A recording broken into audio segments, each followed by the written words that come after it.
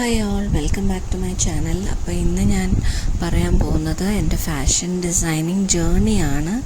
ഞാൻ എങ്ങനെ ഫാഷൻ ഡിസൈനറായി, ഞാൻ എന്താണ് പഠിച്ചത്, ഞാൻ ഏത് കോഴ്സാണ് ചെയ്തത്, ഞാൻ എന്ത് ജോലിയാണ് ചെയ്തത്, ഞാൻ സ്റ്റാർട്ട് ചെയ്ത ഓൺലൈൻ ബിസിനസ്സിനെ പറ്റി ഒക്കെ ഞാൻ ചെറിയൊരു ഐഡിയ ഈ ഒരു വീഡിയോയ്ക്കകത്ത് തരാൻ വേണ്ടിയാണ് വന്നത്. അതിനുശേഷം ഞാൻ ഡീറ്റെയിൽ ആയിട്ട് ഓരോരോ വീഡിയോസ് ചെയ്യുന്നതായിരിക്കും. ഈ ഒരു വീഡിയോ എൻ്റെ അടുത്ത് ഒത്തിരി പേര് ചോദിച്ചാണ്. ഞാൻ ചെറിയ ഫാഷൻ വീഡിയോസൊക്കെ ഇട്ടപ്പോഴത്തേക്കും എനിക്ക് ഒത്തിരി കമൻസും അതുപോലെ തന്നെ എൻ്റെ പേഴ്സണൽ ഇൻസ്റ്റാഗ്രാം, ഫേസ്ബുക്ക് പേജസിലൊക്കെ എനിക്ക് മെസ്സേജസ് വന്നിട്ടുണ്ടായിരുന്നു.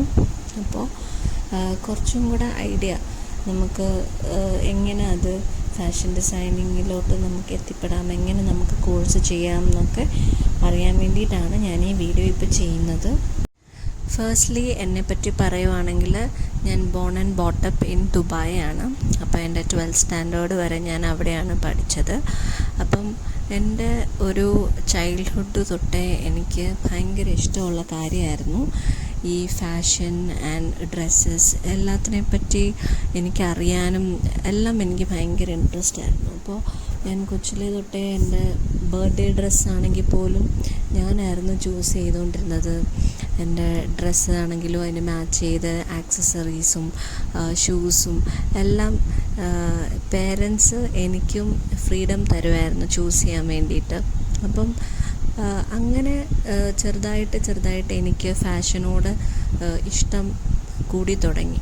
അപ്പോൾ 11th 12th ഒക്കെ ആയപ്പോഴത്തേക്കും നമുക്ക് 11th ആകുമ്പോൾ തന്നെ നമ്മൾ സയൻസ് ഓർ കൊമേഴ്സ് ഏത് ചൂസ് ചെയ്യണം എന്നുള്ളൊരു ഓപ്ഷൻ വരും. അപ്പോൾ തന്നെ എനിക്ക് സയൻസിനോട് വലിയ ഇൻട്രസ്റ്റ് ഉണ്ടായിരുന്നില്ല. കാരണം നമുക്കറിയാം ഒത്തിരി അതിനകത്ത് സയൻസിൻ്റെ അതും വിത്ത് മാത്സ് എന്ന് പറഞ്ഞാൽ ഒത്തിരി കാര്യങ്ങൾ നമ്മൾ പഠിക്കാനുണ്ട്. അതിനോട് ഇൻട്രസ്റ്റ് ഉള്ളവരാണെങ്കിൽ എന്തായാലും അവർക്ക് ഇഷ്ടപ്പെടും. പക്ഷേ എനിക്ക് അങ്ങനെ ഒരു ഇൻട്രസ്റ്റ് ഇല്ലായിരുന്നു. അങ്ങനെയാണ് ഞാൻ കൊമേഴ്സ് ചൂസ് ചെയ്തത്. പക്ഷേ എൻ്റെ പപ്പയ്ക്കൊക്കെ ഞാനൊരു ഡോക്ടർ അല്ലെങ്കിൽ ഒരു നേഴ്സ്, മിനിമം ഒരു നേഴ്സെങ്കിലും ആവണം എന്നായിരുന്നു ആഗ്രഹം. അല്ലെങ്കിൽ ഈ ബാങ്കിങ് ഫീൽഡ് അങ്ങനെയൊക്കെ ചൂസ് ചെയ്യുന്നതായിരുന്നു വീട്ടിൽ പപ്പായ്ക്കൊക്കെ കൂടുതൽ ഇൻട്രസ്റ്റ്. പക്ഷെ എന്നാൽ പോലും ഞാൻ ആ ടൈമിൽ കൊമേഴ്സ് എടുത്തു. എന്നിട്ട് 11th 12th കഴിഞ്ഞു. അപ്പോൾ 12th കഴിയാറായപ്പോൾ തന്നെ ഞാൻ വീട്ടിൽ പറഞ്ഞായിരുന്നു എനിക്ക് ഫാഷൻ ഡിസൈനിങ് ആണ് ഇഷ്ടം എന്നുള്ളത്. അപ്പം ആ ടൈമിൽ നമുക്കറിയാമല്ലോ, പണ്ടത്തെ ആ ഒരു ടൈമിലാണെങ്കിലും എൻ്റെ വീട്ടിലിപ്പോൾ പപ്പായ്ക്കാണെങ്കിലും അതിനെപ്പറ്റി കൂടുതൽ ജോബ് ഓപ്പർച്യൂണിറ്റീസ് ഒന്നും അറിയാത്തത് കൊണ്ട് തന്നെ ആ ടൈമിൽ അവരതിനെപ്പറ്റി ഒത്തിരി ആലോചിച്ചില്ല. അങ്ങനെ 12th കഴിഞ്ഞിട്ട് നാട്ടിൽ ഹയർ സ്റ്റഡീസ് ചെയ്യാനായിരുന്നു പ്ലാന്. അപ്പോൾ നാട്ടിൽ വന്നിട്ട് നമ്മളിവിടുത്തെ കോളേജസിലൊക്കെ കൊടുത്തു. അങ്ങനെ എനിക്ക് മാറിവാനിയസ് കോളേജിൽ കിട്ടി. അവിടെ ഞാൻ BA എക്കണോമിക്സ് ചെയ്തു 3 years. അതിൻ്റെ കൂടെ തന്നെ ഞാൻ IASൻ്റെ കോച്ചിങ്ങിന് പോയി. അങ്ങനെ അതിനൊന്നും എനിക്ക് അത്ര വലിയ ഇൻട്രസ്റ്റ് ഉണ്ടായിരുന്നില്ല. പിന്നെ അത് കഴിഞ്ഞിട്ട് കോഴ്സ് കഴിഞ്ഞിട്ട് ഞാൻ വീണ്ടും ഇങ്ങനെ പേരൻസിൻ്റെ അടുത്തൊക്കെ പറഞ്ഞു, പപ്പ അടുത്തൊക്കെ എനിക്ക് ഫാഷൻ ഡിസൈനിങ് താല്പര്യമുണ്ട്. അപ്പോഴവർക്ക് അതിനെപ്പറ്റി അറിയാത്തതുകൊണ്ട് അവർക്ക് വലിയ ഇൻട്രസ്റ്റ് ഇല്ല. അങ്ങനെ അതിനുശേഷം ഞാൻ ബാങ്ക് കോച്ചിങ്ങിന് പോയി. അങ്ങനെ ഓൾമോസ്റ്റ് 2 years ബാങ്ക് കോച്ചിങ്ങിന് പോയി. അപ്പോൾ അവിടെ ചെന്നപ്പോൾ എനിക്ക് മനസ്സിലായി, അവിടെ വർഷങ്ങളായിട്ട് ബാങ്ക് കോച്ചിങ്ങൊക്കെ പഠിച്ച് ഒത്തിരി വർഷങ്ങൾ ഇരുന്നവർക്ക് പോലും ബാങ്കിൽ കിട്ടാനൊക്കെ ഒത്തിരി താമസവും പ്രയാസവും ഉണ്ട്. അങ്ങനെ ഞാൻ ബാങ്ക് കോച്ചിങ് സ്റ്റോപ്പ് ചെയ്ത് ഇത്തവണ എന്തായാലും ഫാഷൻ ഡിസൈനിങ് ചെയ്യണം എന്ന് വിചാരിച്ച് അങ്ങനെ അത് സ്റ്റോപ്പ് ചെയ്ത് വീട്ടിൽ വന്നു. വീട്ടിൽ വന്നിട്ട് കുറച്ച് നാൾ ആക്ച്വലി ചുമ്മാതെ നിന്നു. എനിക്ക് ഇത് തന്നെ പഠിക്കണം എന്ന് പറഞ്ഞു ഞാൻ വീട്ടിൽ പറഞ്ഞു. അങ്ങനെ പപ്പയ്ക്ക് അത്രയും ഒരു സപ്പോർട്ടില്ലായിരുന്നു. എന്നാലും എൻ്റെ സിസ്റ്ററും മമ്മിയും ബ്രദറും ഒക്കെ സപ്പോർട്ട് ചെയ്തു. അങ്ങനെ തന്നെ പോകാമെന്ന് തീരുമാനിച്ചു. അങ്ങനെ ഞാൻ അതിൻ്റെ റിസർച്ച് ഒത്തിരി ചെയ്തു. ഏതൊക്കെ കോളേജസ് ഉണ്ട്, ഏതൊക്കെ കോളേജസിൽ പഠിക്കാം. അപ്പോൾ ഏറ്റവും ബെസ്റ്റ് കോളേജ് ഞാൻ ആ ടൈമിൽ സെർച്ച് ചെയ്തപ്പം നിഫ്റ്റ് തന്നെയാണ്. അപ്പോൾ ആ ടൈമിൽ നിഫ്റ്റിൽ നമ്മൾക്ക് എൻട്രൻസ് എഴുതിയാലേ, നമുക്ക് എൻട്രൻസിൽ കൂടെ കിട്ടിയാലേ നമുക്ക് അതിനകത്ത് ജോയിൻ ചെയ്യാൻ പറ്റത്തുള്ളൂ. അതുപോലെ തന്നെ എൻ്റെ ഫീസും അത്യാവശ്യം നല്ല ഫീസുമാണ്.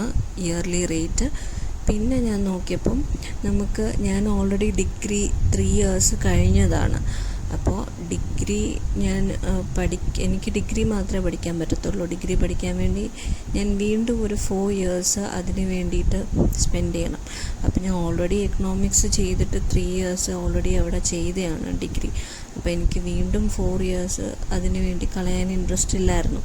അങ്ങനെ ഞാൻ വീണ്ടും വേറെ കോഴ്സ് ഉണ്ടോ എന്ന് നോക്കിയപ്പോഴാണ് സെൻറ്റ് ട്രീസാസ് എറണാകുളത്തെ പറ്റി ഞാൻ കേട്ടത്, സെർച്ച് ചെയ്തത്. അങ്ങനെ അവിടെ ആണെങ്കിൽ നമുക്ക് ഡിഗ്രി കഴിഞ്ഞവർക്ക് PG diploma in fashion designing എന്ന് പറഞ്ഞ കോഴ്സുണ്ട്, PGDFD. അങ്ങനെ ആ ഒരു കോഴ്സിനാണ് ഞാൻ ചേർന്നത്. അപ്പോൾ അവിടെയാണ് ഞാൻ അവിടെ ഓൾമോസ്റ്റ് 1.5 to 2 ഇയേഴ്സ് ഉണ്ടായിരുന്നു അവിടുത്തെ കോഴ്സ്. അപ്പം നമ്മൾ അവിടെ പഠിച്ചുകൊണ്ടിരുന്ന സമയത്ത് അവിടെ ഒത്തിരി നമുക്ക് നോളജ് ഫാഷൻ ഡിസൈനിങ്ങിനെ പറ്റി, ഡ്രോയിങ് തൊട്ട് നമ്മൾ സ്റ്റിച്ചിങ്, അതുപോലെ തന്നെ ഇല്ലസ്ട്രേഷൻസ്, റെൻഡറിങ്, അങ്ങനെ പാറ്റേൺ മേക്കിങ്, അങ്ങനെ അതിൻ്റെ എല്ലാ കോഴ്സസും നമുക്കൊരു ഐഡിയ, എങ്ങനെ ഒരു ബുട്ടീക്കിൽ നമ്മൾ വർക്ക് ചെയ്യുമ്പോഴത്തേക്കും എന്തൊക്കെയായിരിക്കും ആവശ്യം എന്നുള്ളത്, ഫാഷനെ പറ്റിയുള്ള നോളജ്, അങ്ങനെ എനിക്ക് അവിടെ നിന്നാണ് കോഴ്സിൽ നിന്ന് എനിക്ക് കൂടുതലായിട്ട് മനസ്സിലാക്കാൻ പറ്റിയത്.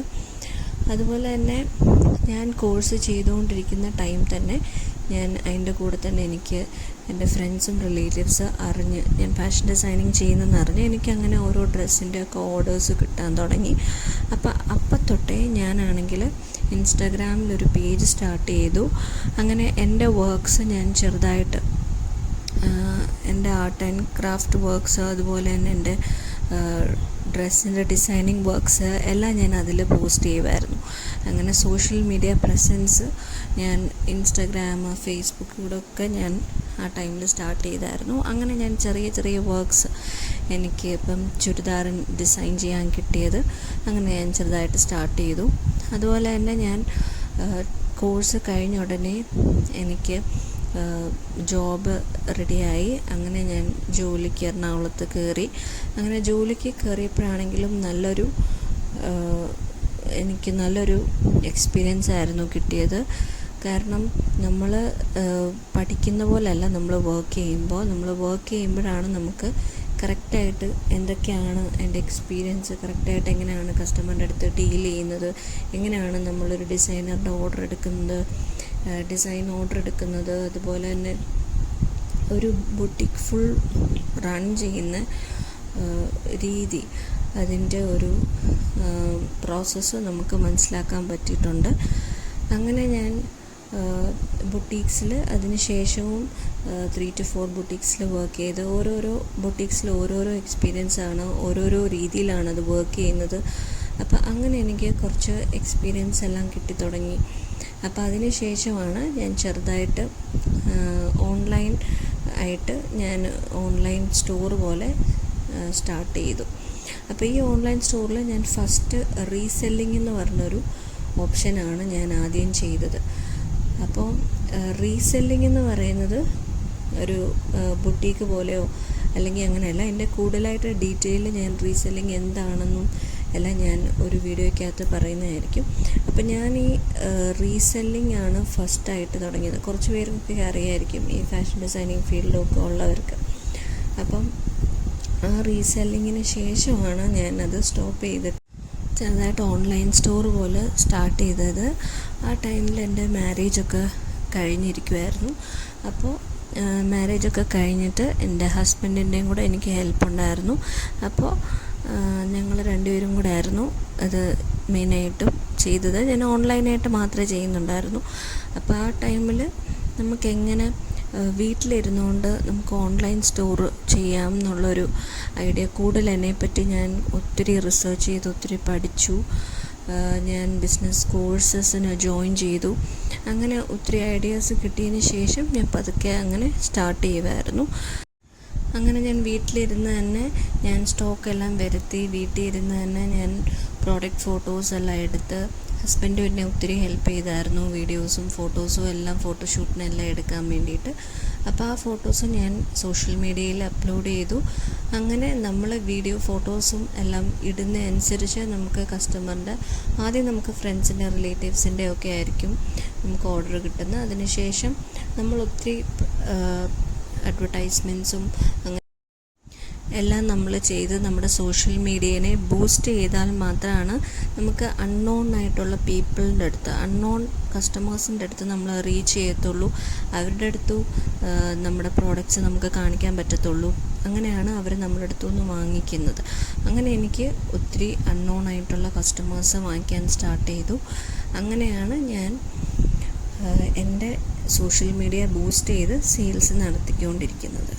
അപ്പോൾ ഇതാണ് എൻ്റെ ഒരു ജേർണി. അപ്പോൾ ഇതിനകത്ത് ഒത്തിരി ഡൗട്ട്സ് ഞാൻ നേരത്തെ വീഡിയോ ഇട്ടപ്പം കുറേ പേര് ചോദിച്ചിട്ടുണ്ടായിരുന്നു. അപ്പോൾ ഞാനിത് ഒത്തിരി വീഡിയോ വലുതാക്കാതെ ഇപ്പം ഞാൻ ഇത്രയും കൊണ്ട് സ്റ്റോപ്പ് ചെയ്തിട്ട് ഇനിയും ചെറിയ ഡീറ്റെയിൽസ് ഞാൻ ഓരോരോ വീഡിയോയ്ക്കകത്ത് തരാം. ഇതല്ലാതെ നിങ്ങൾക്ക് എന്തെങ്കിലും ഡൗട്ട്സ് ഉണ്ടെന്നുണ്ടെങ്കിൽ നിങ്ങൾക്ക് കമൻറ്റ് ചെയ്യാം. അപ്പോൾ അത് ഞാൻ നോക്കിയിട്ട് ഞാൻ എൻ്റെ വീഡിയോ ചെയ്യുന്നതായിരിക്കും. അപ്പോൾ ഈ ഒരു വീഡിയോ ആർക്കെങ്കിലുമൊക്കെ ഹെൽപ്ഫുൾ ആയെന്ന് ഞാൻ വിചാരിക്കുന്നു. അപ്പോൾ thank you so much for watching. Do subscribe and share in your comments below. Thank you guys. By.